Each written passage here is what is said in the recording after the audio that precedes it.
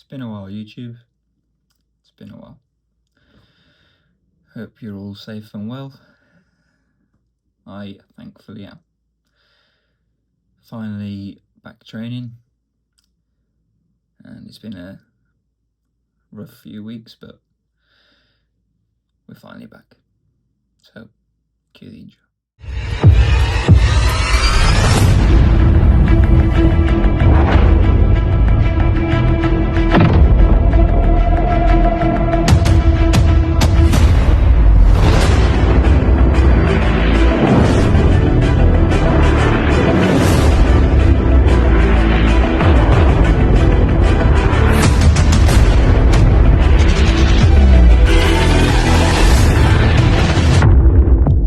So, what's happened to George Wilkes in the last 4 weeks? So,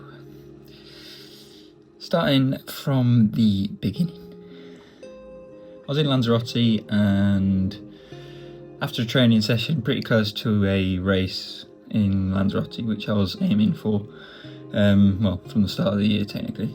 And long story short, I did a training session, I had a banana after the training session, and I felt okay, but it was 45 degrees that day. So we went to a pharmacy, got some things that my dad needed, and was waiting in line, and I just didn't feel right. Felt a bit, hot, and then also felt a bit dizzy. I was waiting in line for probably around 10 minutes, and in the pharmacy there was no air conditioning, so it was probably humid and warm in there, which it was. So then got to the till, waiting to get my stuff, and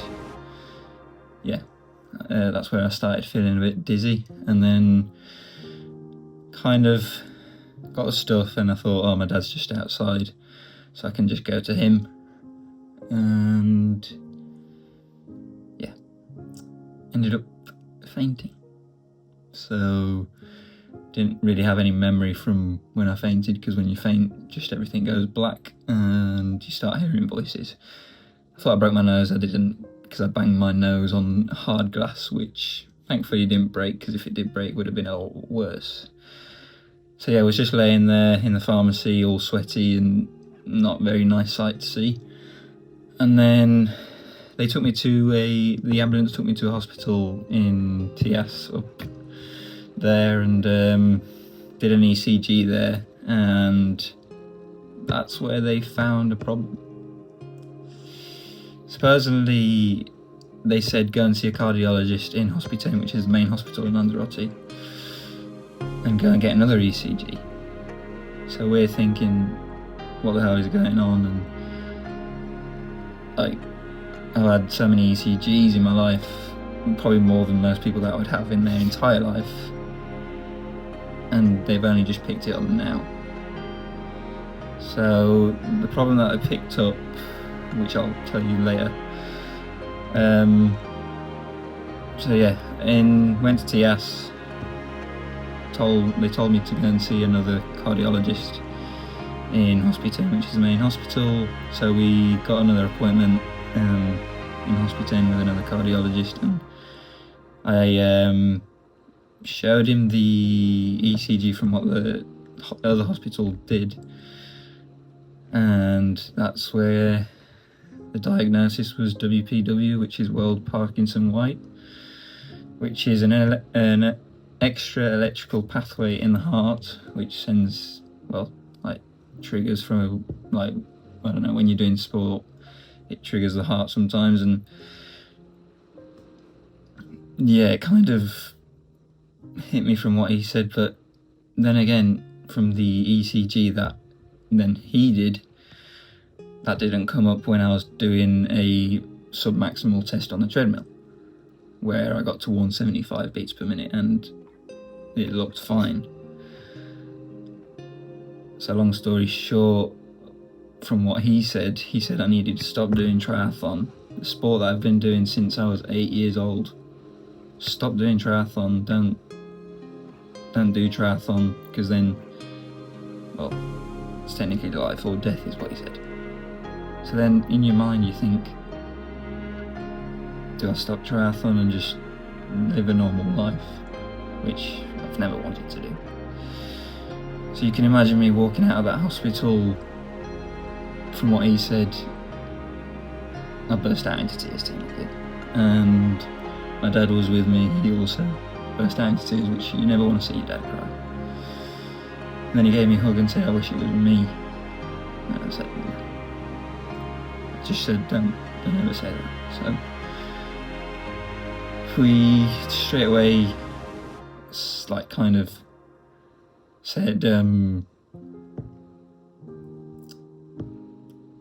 let's not stop triathlon obviously and try and get another opinion off another cardiologist. So we got a few video calls with cardiologist down in London, one of the best, so that was pretty good.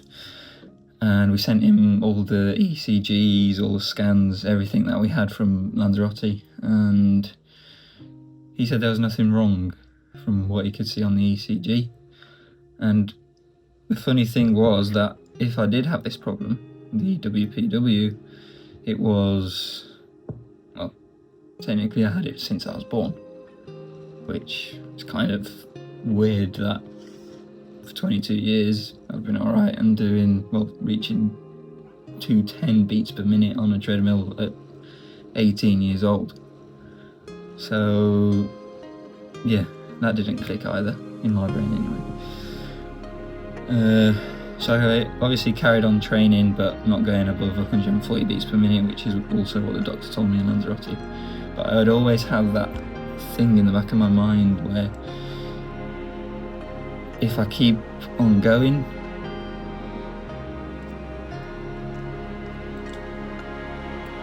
like, am I going to just drop all of a sudden? Which, obviously having that in the back of your mind.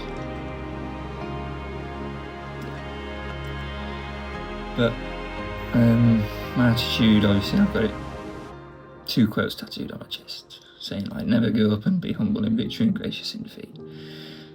In this case it was just never give up, and making sure I kept my heart rate under 140 beats per minute.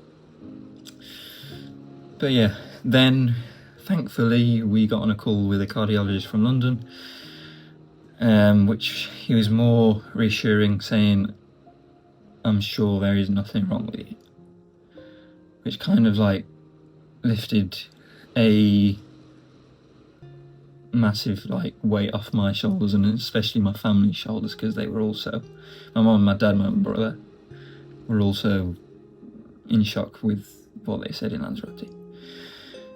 So yeah, long story short, he said, I'm sure you'll be alright. And then thankfully we got a appointment on Wednesday, like the week after we called him, and this was down in London in like the main part. And yeah, we just went there, got a flight like 3 days after like we called him, and yeah, just went straight down to London, sat in the hospital, and they did the procedure that they needed to do. And now, thankfully, touch wood, I'm okay.